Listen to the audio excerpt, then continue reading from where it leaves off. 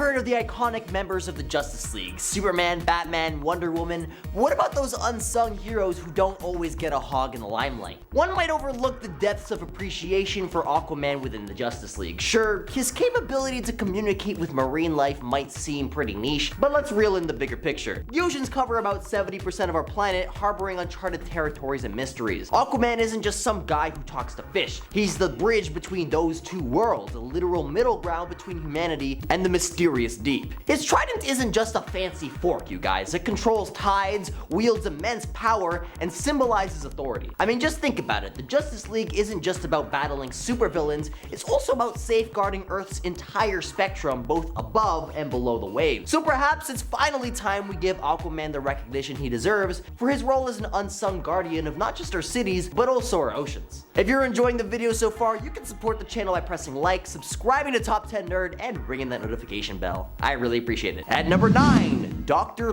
Light. Dr. Light, no, not the villainous one. We're shining a light on Kimiyo Hoshi, the heroic version. During Crisis on Infinite Earths, Hoshi got a cosmic power-up courtesy of the Monitor. But she didn't just twiddle her thumbs after that. Oh no, she actually joined forces with John Kent's League. Fast forward to a mission with Damian Wayne where her true potential ignited. She latched onto her powers like a life buoy in the Sea of Trouble, seizing the Great Darkness's link to the Dark Army. And using her cosmic juju, she was able to keep the wonky multiverse in check. Like, imagine the multiverse like a Jenga tower on a shaky table. That's Dark Crisis for you. But thanks to Dr. Light's intervention, that tower stood up tall. At number 8 is Martian Manhunter. When it comes to the Justice League, we often find ourselves focusing on the big names like the iconic Batman, Superman, and Wonder Woman, but let's not forget about the underrated gem in the lineup, Mr. Martian Manhunter. John Johns, as he's known on his Mars block, boasts an impressive record. He's been a steadfast member since the League's inception, a fact that might even surprise the most dedicated fans of the superhero world. While he took a brief hiatus to deal with his own rogues gallery in Metropolis, Martian Manhunter proved his mettle when the chips were down. The Dark Army threat called him back into action alongside his super buddies, and there he stood, resolute and ready. In an ultimate showdown, he, like other heroes, met his quote-unquote demise, only to triumph through the chaos, showing us that his place was never in question. John Johns, the shape-shifting, telepathic powerhouse, truly deserves a spotlight among Earth's mightiest heroes. At number 7 is John Constantine. Enter John Constantine, the unassuming yet pivotal member of the Justice League. Nestled within the DC universe, his mastery over the arcane and his sharp wit are his greatest assets. Constantine's recent exploits with the Justice League Dark demonstrates his prowess in thwarting even the most menacing of adversaries. His instrumental role in quelling Merlin's Earth-threatening havoc showcased his resourcefulness. But it's not just about the supernatural. When the cataclysmic onslaught by Pyrrha on the multiverse unraveled, Constantine's significance truly shone. United with the League's unconventional champions, he orchestrated a daring expedition into the Starheart. This voyage unearthed the elusive ties between Pyrrha and the looming Great Darkness, unraveling a truth vital to preserving the cosmos. So without Constantine's calculated audacity, the unraveling of this intricate tapestry might have remained an unrealized endeavor. At number 6 is Detective Chimp. Detective Chimp, a seemingly unconventional member of the Justice League Dark, often flies under the radar. Nestled within DC's magical realm, Detective Chimp's inclusion might appear puzzling at first glance, yet he's a strategic asset with a rich history. Having intertwined with the Shadow Pact, he actively combated the Spectre and assumed leadership. His saga continued as he merged into the JLD, significantly contributing to toppling the enigmatic Upside Down Man. Engagements against mystical adversaries like Merlin and Xanadoth further underscore his prowess. What's remarkable is that Detective Chimp lacks innate magic. His power lies in his encyclopedic insights and deductive prowess. A nonchalant chimp on a couch with a beer might not scream hero, but this tale resonates with the essence of heroism, leveraging what you possess in unexpected ways. At number 5 is Black Canary. DC's trove of superhero houses some major players, yet few shine as brilliantly as Black Canary. Striding confidently in her signature leather jacket and fishnets, she exudes a unique aura. A formidable Justice League member, she's no stranger to clashing with villains like the Royal Flush Gang and Xanadoth. Do any of you nerds remember the Pyrrha incident? Well, it didn't end well, and thanks to Barry Allen, she returned to the fray. At number 4 is Zatanna. DC Comics is a realm brimming with Caped Crusaders and superpowered saviors, and harbors an array of mystical manipulators, none more captivatingly enigmatic than Zatanna. When the formidable Wonder Woman found herself momentarily absent, it was Zatanna who gracefully shouldered the mantle of command, guiding the Justice League Dark. Her pivotal role in orchestrating the League's standoff against the sinister Merlin can't be understated. Amidst all this arcane chaos, she deliberately relinquished control, a calculated gambit that culminated in Merlin's undoing. But this was merely the tip of her metaphysical iceberg. See, Zatanna emerged as a linchpin in the League's conquest against the formidable Xanadoth, locking horns with Pyrrha and his nefarious Dark Army. With unwavering mettle, she showcased why she deserved the crown of the League's unsung champion. Throughout all of last year, Zatanna became omnipresent, an indomitable force safeguarding the multiverse, and an unsung sentinel shaping destinies with every uttered incantation. At number 3 is Hippolyta. Hippolyta is a formidable Amazonian warrior, proud and strong. Her introduction into the Justice League as a beacon of hope and might was anticipated by many. But alas, the anticipation doesn't always translate into reality. You see, Hippolyta's presence within the League remained akin to a whisper in the tempest, overshadowed by the cosmic machinations of Perpetua and the enigmatic Batman who laughs. But fear not, for every star has its moment to gleam. Enter Wonder Woman Historia, a tapestry woven in the loom of imagination. Within its pages, Hippolyta emerges not as a mere figure in the background, but as a central force. We traverse her ancient battles, her defiance against mighty Zeus, and her valiant struggle to emancipate women from their tormentors. In this alternate avenue, Hippolyta illuminates the narrative with deserved radiance, proving that even obscured stars can blaze anew. At number 2 is Wonder Woman. Wonder Woman, a symbol of strength and justice who has been a cornerstone of the Justice League, yet her pivotal role often goes unnoticed. In 2022, her journey across the multiverse and involvement in the trial of the Amazons showcased her resilience. Stepping back from leading the Justice League Dark, she aided both the leagues against the formidable Xanadoth, and notably, her contribution in the showdown against Pyrrha and the Dark Army stuck out. Rescued by Barry Allen, she emerged in the final battle, emphasizing her unwavering commitment. Although in this series her time in the League was limited, the quality of her actions spoke volumes.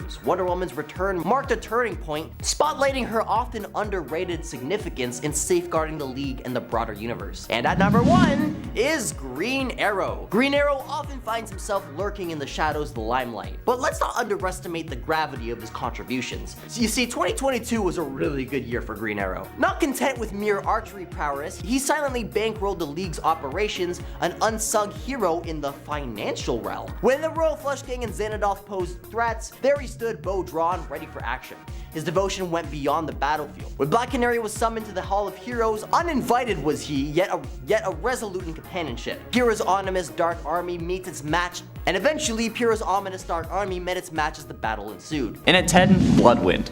Bloodwynd was the descendant of a group of slaves enslaved by a man named Jacob Whitney, who ended up creating a magical blood gem and used it to kill Whitney. The blood gem was passed down among their descendants, and without them knowing it, the blood gem was a gateway to another dimension, and the demon Rot claimed the souls of those who were killed by the blood gem. In recent times, Rot sucked Bloodwynd into the blood gem and mind-controlled Martian Manhunter into wearing Bloodwynd's blood gem and impersonating him, because, you know, of course he did. Using Bloodwynd's identity, the Manhunter joined the Justice League as one of their more mysterious members. And when the JLA fought Doomsday, Superman and Blue Beetle realized that Bloodwynd's identity wasn't Bloodwynd when he was surrounded by fire. Once the Manhunter was free of mental control, the Justice League fought Rot and freed Bloodwynd. In at 9, Superman. Calvin Ellis, the Kryptonian named Kal-El, also known as Superman, is a Kryptonian president of the United States on Earth 23. On this Earth, he became Superman in addition to being the president, and it's likely that he's a native to the Valthalo Island, due to his reference to the word Valthlo. He operates from the White House, where Brainiac serves as his personal computer and even covers for him when he does his duties as Superman,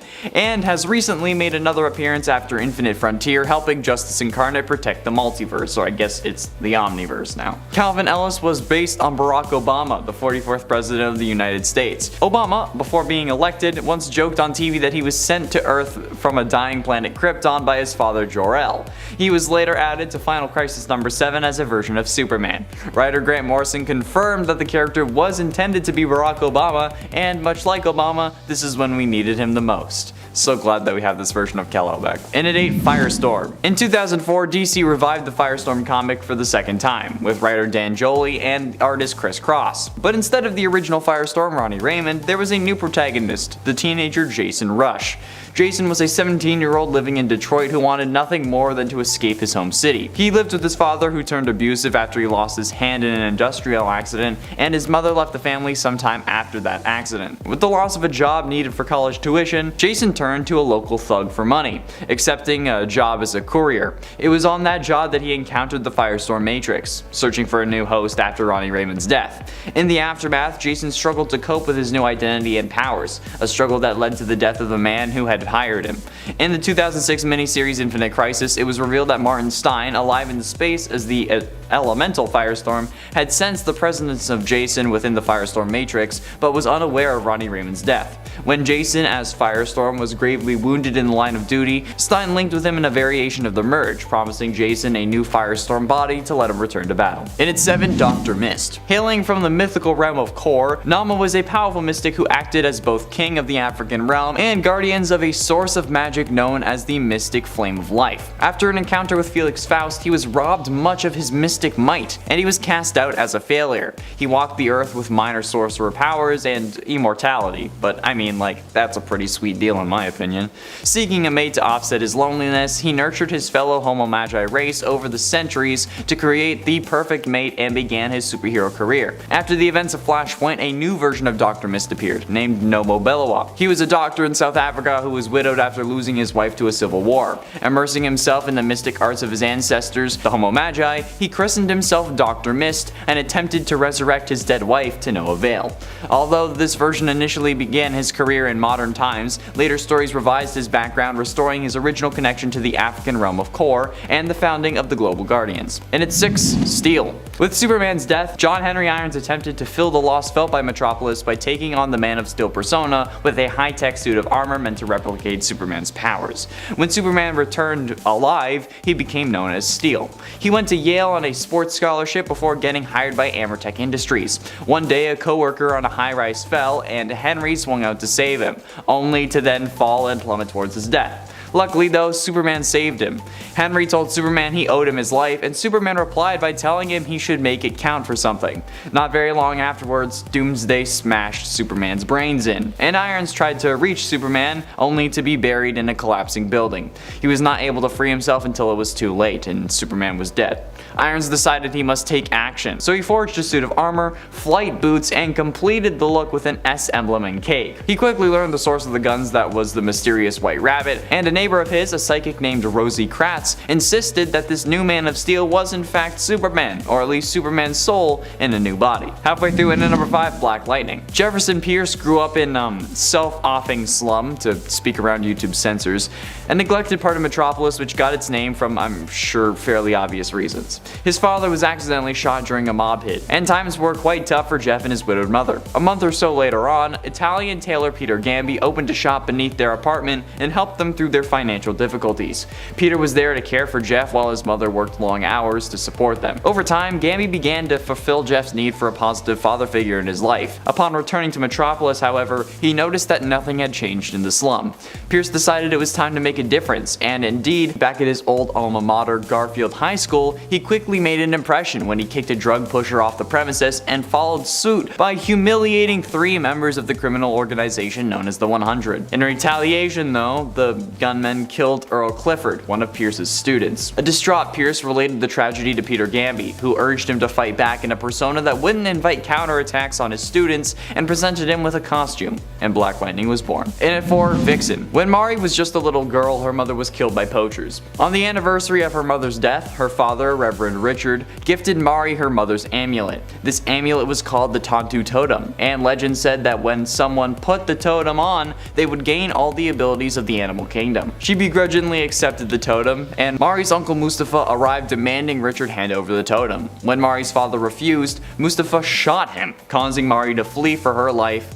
And I mean, I can kind of see why. That's like some Cain and Abel crap right there. Shoot your own brother? Yeah, I'd run. During an interview on Angela Chen's show, she learned that the mother of Charlotte, a child from her outreach program, had gone missing. She decided to use the powers of the Tontu totem to find Charlotte's mother, and she did. She also found several other people trapped in cages, and their jailer, Spiderbite. Using the powers of the totem, Mari was able to defeat Spiderbite and reunite Charlotte with her mother. After this event though, Mari decided to dedicate her life to being the superheroine Vixen. Getting close to the end into number 3, Batwing. The first Batwing is David Zabimbe, a Congolese police officer. Created by writer Grant Morrison within the pages of Batman Incorporated prior to receiving his own comic series. Following later events within Batman Incorporated and Batwing, David is replaced in the role by Luke Fox, an American mixed martial artist who had been Batman's first choice in the role, who is also the son of Batman's close associate, Lucius Fox. Batwing faces a roster of adversaries ranging from international supervillains to the Democratic Republic of Congo's corrupt police force. Batwing expands the DC universe by taking place in Africa, making David both the first in-continuity Black Batman and one of the few characters headlining a series outside of the United States. Luke Fox also appears in the Arrowverse TV series Batwoman as a part of the main cast, portrayed by Cameron Johnson. He takes on the mantle of Batwing at the end of the second season. Penultimately, in number 2, Green Lantern. Wanting to build a better world, when John returned stateside following his time in the military, he moved to California to study architecture in San Diego. After earning his degree, John was hired right out of school to oversee a project for Ferris Air.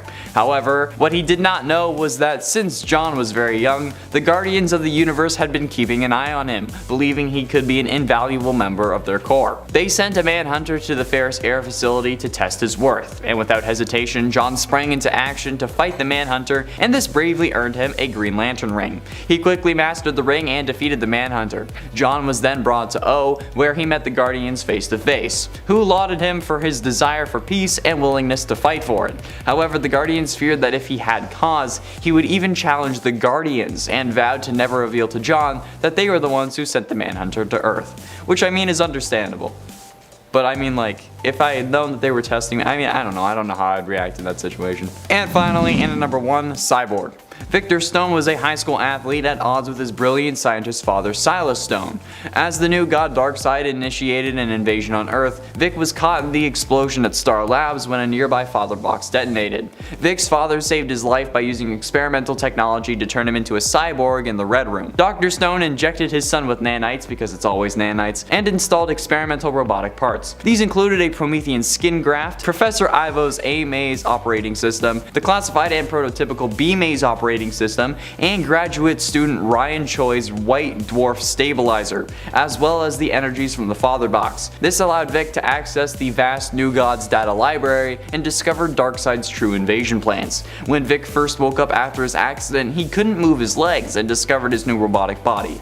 The Red Room was then attacked by a group of parademons. Before they could hurt Sarah Charles though, Cyborg's defense systems reacted automatically, causing his arm to shift into a sonic cannon and destroying the creatures along with half the building. Coming in at number 10 on our list, you can't go listing off members of the Justice League without somehow including Batman.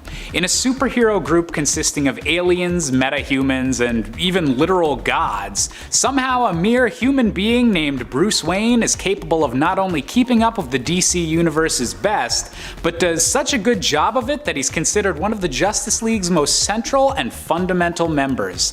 Add that to the fact that Batman's got a dossier for each and every member of the Justice League just in case they ever go rogue or find themselves compromised by supervillains, and Batman goes to show that knowledge is power even if he doesn't quite have any super strength of his own. At number 9, we've got our first Kryptonian hero of the list with the one and only Power Girl.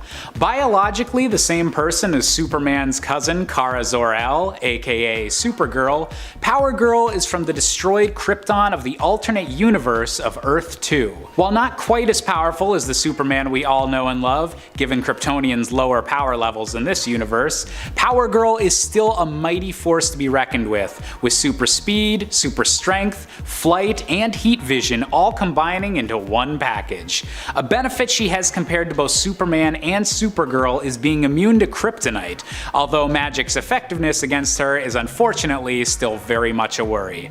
Nevertheless, Power Girl has shown many times over the years that she's far more than just a sex symbol, and has very much earned her place among the ranks of the Justice League. Coming in at number 8, we've got Hal Jordan, the Green Lantern. Originally a test pilot working for the military, Hal Jordan became a member of the legendary Green Lantern Corps after being gifted a ring by a dying member of the Corps, Abin Sur. Out of all the members of the Justice League, the Green Lantern's power set allows the most creativity, with Hal Jordan able to make constructs out of pure green light and willpower that can take the shape of anything he sees fit. Combined with increased strength and the ability to fly throughout the cosmos, the Green Lantern is an essential member of the team on any space-related adventures, and with the only limit to his constructs being his own willpower, the Green Lantern can be very tough to beat. Speaking of green and powerful cosmic superheroes, at number 7 we have the one and only J'onn J'onzz, otherwise known as the Martian Manhunter.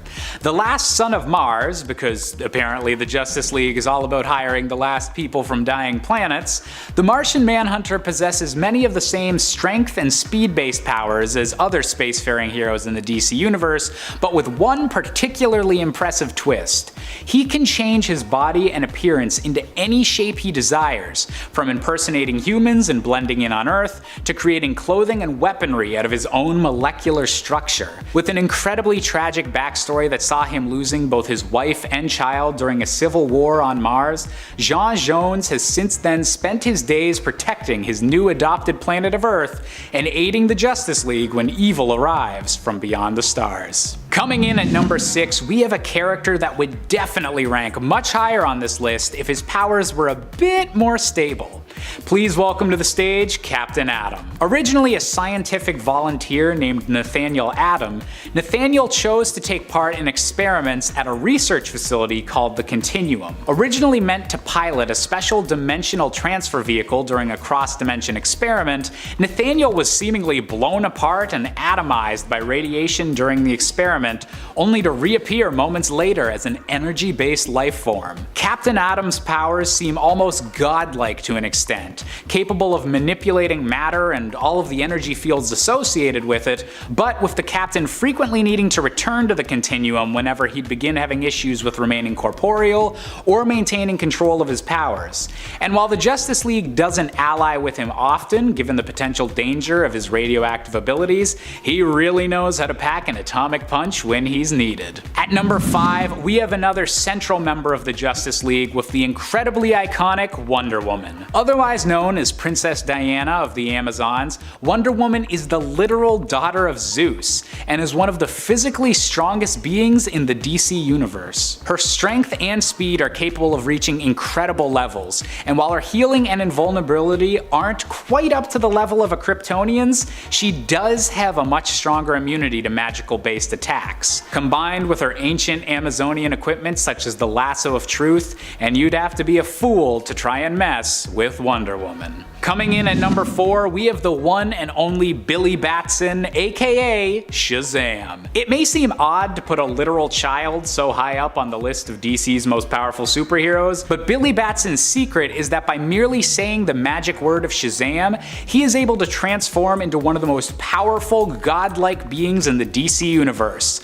combining his powers from the Greek heroes and deities of Solomon, Hercules, Atlas, Zeus, Achilles, and Mercury. With all of these strengths combined, Shazam has been able to stand toe-to-toe with Superman himself. It's only his need to occasionally go back to his original kid form that stops Billy Batson from permanently being at the top of this list. At number 3, we have none other than Dr. Fate. Born under the name of Kent Nelson, Dr. Fate is a superhero that derives all of his powers from his equipment in the form of the Helmet of Fate, an ancient artifact that is literally billions of years old and contains the powers of Nabu, a cosmic being with limitless magical power as the Lord Lord of Order. This means that while wearing the helmet, Dr. Fate is essentially a god with all of his magical abilities, capable of reshaping reality and seeing glimpses of the future. Compared to all the other magic users in the Justice League, Dr. Fate just might come out on top, and the only question left is, which two superheroes could even beat him? Coming in at number 2, we've got to go with Barry Allen, the fastest man alive, aka The Flash. Barry's powers come from a deep connection to something known as the Speed Force. He's not simply capable of moving extremely fast like many superheroes, but is actually using energy from the very concept of speed itself. The Speed Force allows Barry to travel at practically limitless speeds, racing any potential adversary, and even allowing the Flash to travel through time and even alternate realities, moving so fast that he's capable of whizzing right past those fundamental laws of reality. Add enhanced senses and a whole lot of perks to the Flash's power set, and he stands out as one of the most well-rounded and powerful members of the Justice League. After all, how do you top someone you could never even catch? Well, there's just one hero that might be capable. That's right, it might be the obvious choice, but there really is no other. The number 1 pick has got to be Superman. The last son of the doomed planet Krypton, Superman is a beacon to the rest of the DC universe, a symbol of how good and hope-inspiring a superhero should be, and he luckily has the power set to back it up. Unless kryptonite or magic is involved, Superman can practically do anything, and the limits of his strength seem to only be self-imposed ones so that he doesn't literally shatter the planet with each punch. But even with all of this power, Superman never wavers in his quest for truth and justice, and remains a steadfast inspiration for everyone. And that is exactly how the world's most powerful hero should be. And at 10, Atomica. After Earth 3 was destroyed by a mysterious force, Atomica is able to escape to Earth Prime. Atomica intended to join the Justice League, and got into their ranks by defusing a bomb planted by the Atlanteans in their war against the surface world. Atomica was recruited into the Justice League as the Atom, but she actually had a secret agenda. She was preparing to rescue the crime syndicate. She used her hacking skills to detect the presence of a virus contained inside the body of Victor Stone, and planned on using it in her mission. When the Justice League and Justice League Dark fought in Kahndaq over Pandora's box, Atomica revealed her true motives and used the virus she discovered to shift Victor's cyborg parts away from him and make them form the grid. Pandora's box was then opened and revealed to be a portal that the crime syndicate was able to use to come to Earth Prime. Then they invaded the Earth, and everyone was trapped in the Firestorm Matrix, so yeah. And at 9, Element Woman. Emily Sung can transmute her body into different compounds, gaining her powers under unknown circumstances. And when the League was said to be defeated during the war between America and Atlantis, Cyborg recruited a group of metahumans who would be useful. Element Woman was one of them. During the meeting that came after, the Big Seven agreed that there was nobody else like Element Woman and that she was going to be very useful, so they recruited her along with Atomica and Firestorm. When the crime syndicate invaded Earth Prime, she was trapped inside the Firestorm Matrix along with the other heroes. When she was released along with everyone else, her powers had interacted in a weird way with firestorms, and she was teleported a random distance away. The ordeal left her scarred, and it didn't help when the members of the League didn't come looking for her. And at 8, Mira.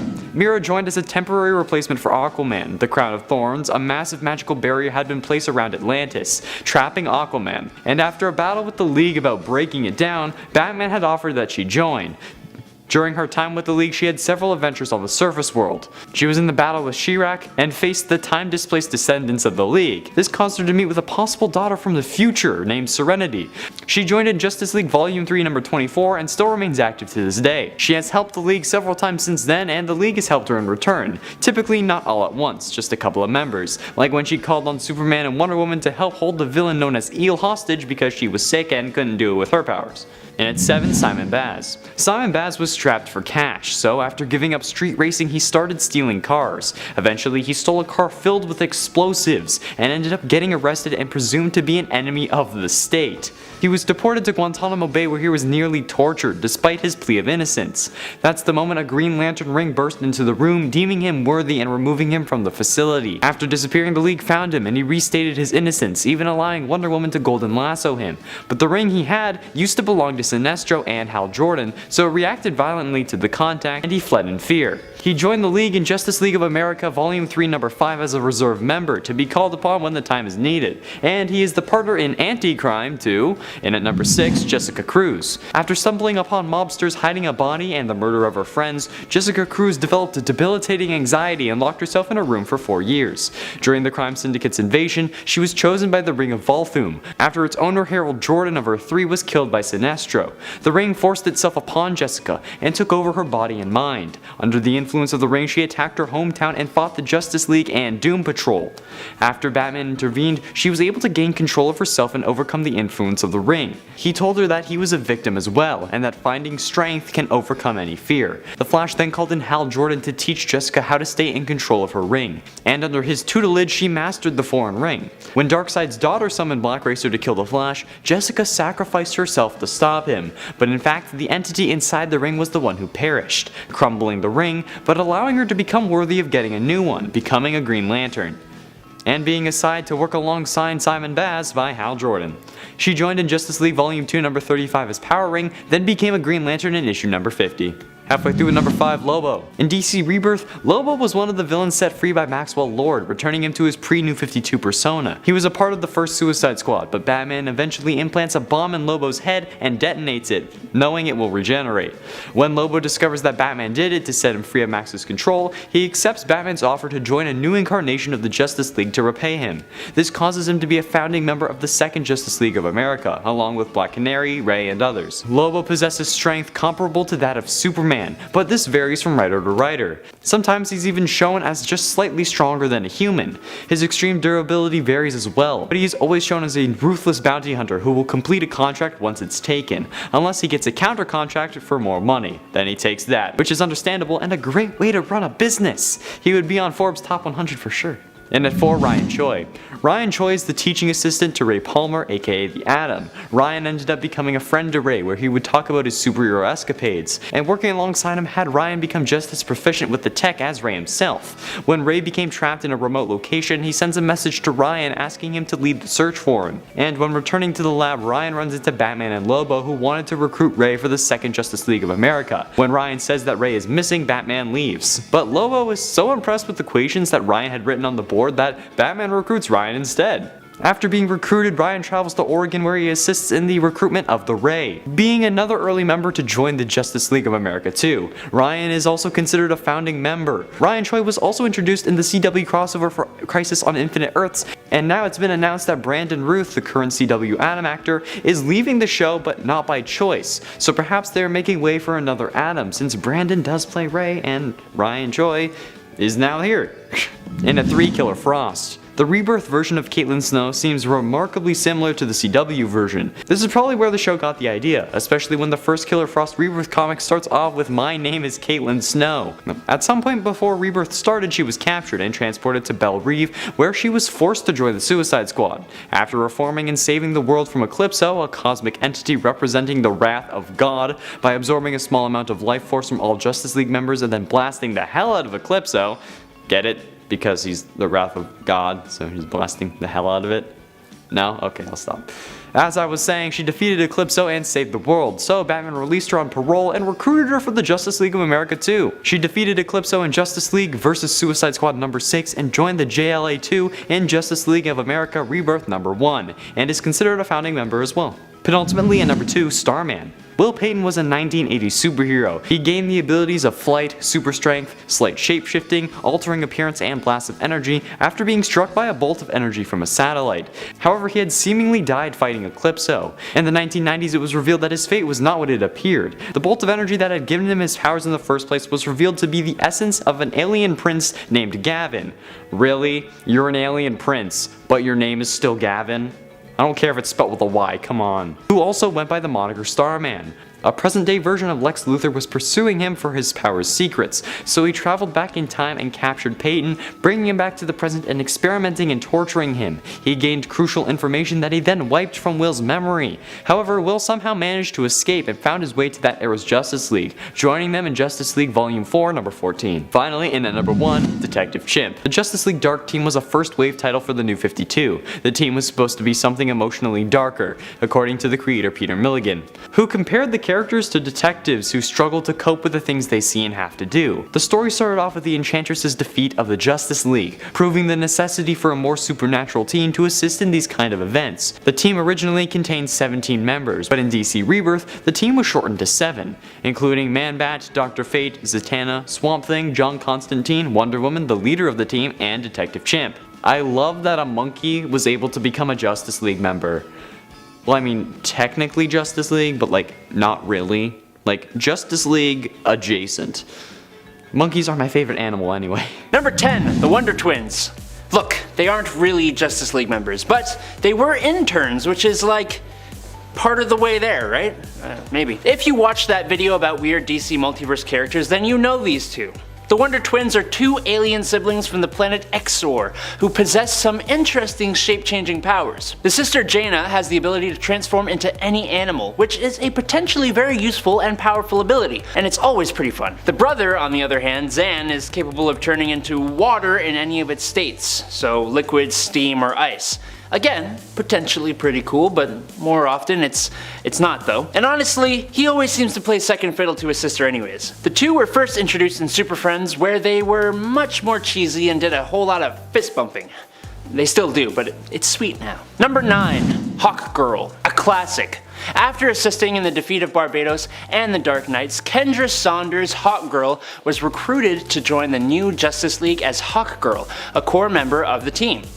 Nice. While not a totally new character, she did have a fight with Barbados, and that gave her this new nth metal fusion power. This gives her nth metal psychoreactive wings that look totally awesome. They can slice through flesh and are able to completely heal all by themselves. She has been reincarnated so many times and has so much experience that she makes an extremely effective and powerful member of the Justice League. As well as her cool new wings, Kendra also has several powers including enhanced strength, enhanced durability, enhanced vision, accelerated healing, self-sustenance, and has been taught telepathic resistance by Martian Manhunter. Unfortunately, she was one of those members of the League affected by the death of the Justice League thing.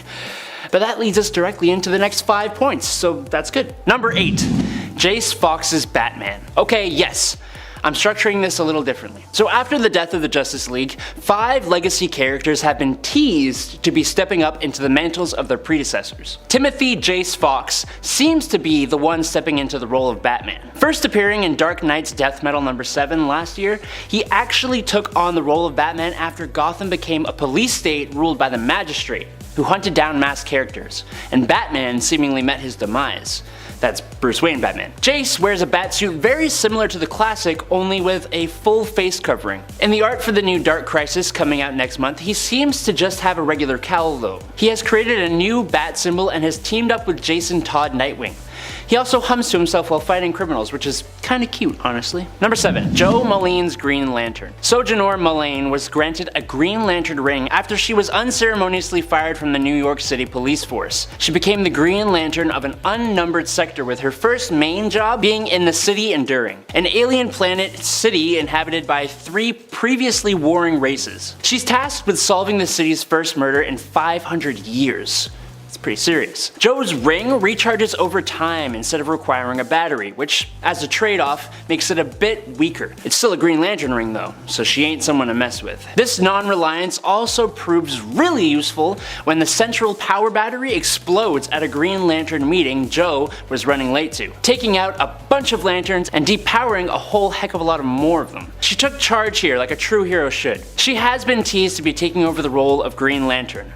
Obviously. Number 6, Jackson Hyde's Aquaman. Jackson Hyde is actually the son of one of Aquaman's main villains, Black Manta, but luckily he fights for justice, hence being part of this video. As Aqualad, with his hydrokinesis and Atlantean powers, he has been a part of the Teen Titans, Young Justice, and has fought alongside Aquaman against his own father, and has even temporarily stepped into the mantle of Aquaman in one of his major story arcs. He has proven himself capable, if not a little undisciplined, and he, alongside Jo Mullane, Jace Fox, Yara Flor, and John Kent, was part of the alternate Justice League in Future State, so we know he has the means to take over the role. Just like the last two, he is poised to take over the position of Aquaman, allegedly, in the upcoming Justice League. Number 5, Yara Flor's Wonder Woman. Ayla was an Amazonian who left Themyscira and settled in Brazil, where she fell in love with a Brazilian river deity.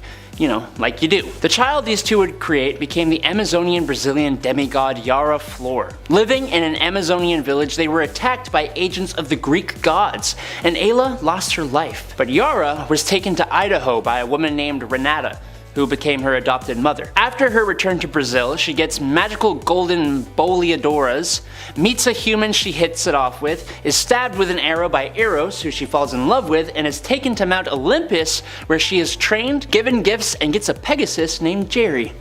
Nice. She's offered the role of becoming Hera's champion, but after learning of her true origins, she refuses, and after a lot of scuffling, she brings some Amazons to defeat those responsible for the de-lifing of her own mother. She has become Wonder Girl, and was Wonder Woman in that future state Justice League I keep talking about to defend my reason for putting these characters on this list. It will be cool to see her actually step into the role of Wonder Woman, if that's what happens. Number 4, John Kent. And last, but extremely not the least, apparently stepping into the role of Superman in the Justice League will be none other than his own son, Jonathan Samuel Kent. Look, it just makes sense.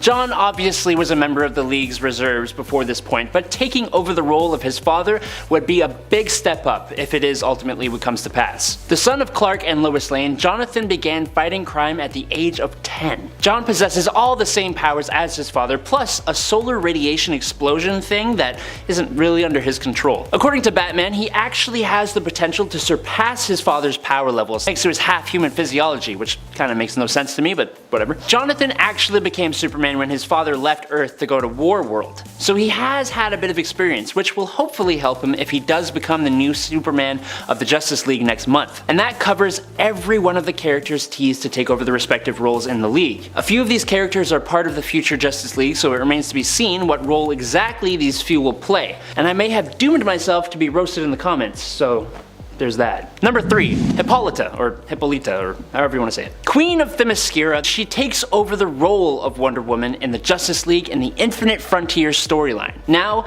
Diana isn't perished.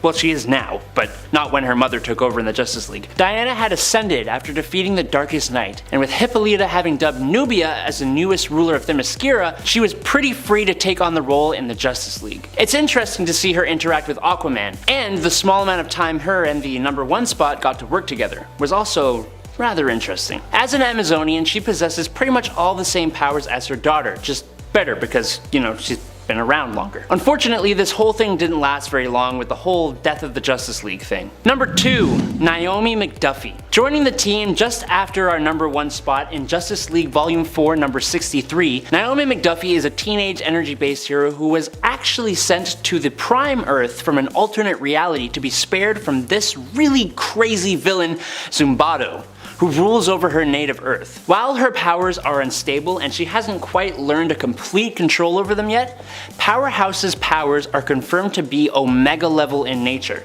so that's enough to put her pretty high on this list. She basically transforms into a golden armored super-powered form, which gives her a kind of energy projection that she uses to enhance her punches, making them very super indeed, and she also uses them to fire energy blasts. Interestingly, Naomi can also augment magical powers, kind of opposite to how Superman is weakened by them. In her super form, she can fly and obviously has super strength and durability. Number 1, Black Adam?